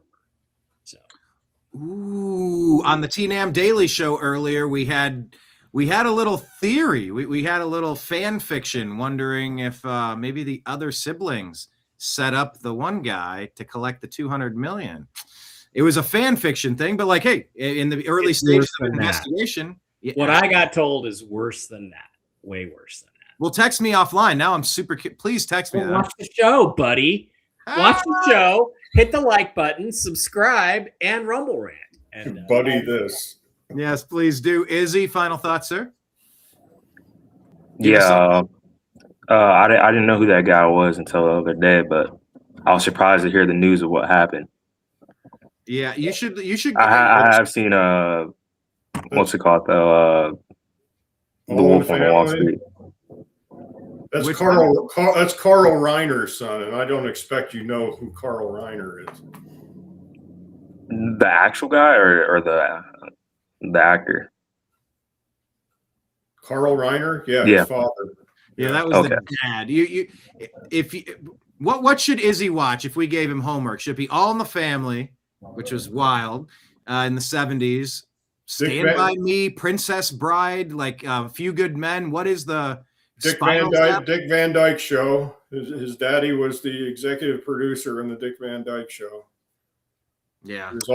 He was also in the show. Yeah, Rob Reiner was an actor, son of a famous comedian from the 1950s and 60s, and starred in a long-running classic American sitcom, and then went into direction and He directed A Few Good Men, which is his best movie. Yeah, some very good movies, and A Few Good Men would be a good You Can't Handle the Truth. And also started Castle Rock Entertainment that did Seinfeld. And started Castle Rock Entertainment, where Joe Biden did his fake White House presentations from the fake White House that they built in Atlanta.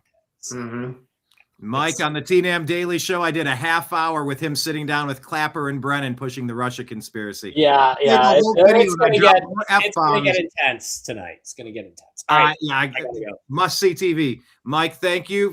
Quote from Jim. Keep your friends close and your enemies closer.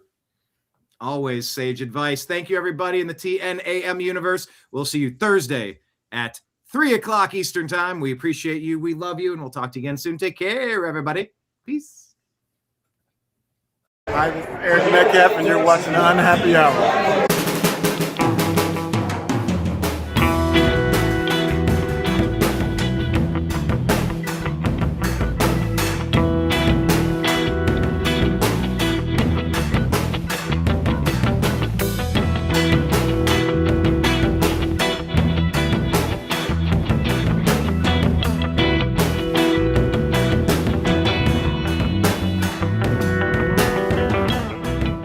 New American Media is proud to present a division of the Unhappy Hour Sports Show, Strictly Football.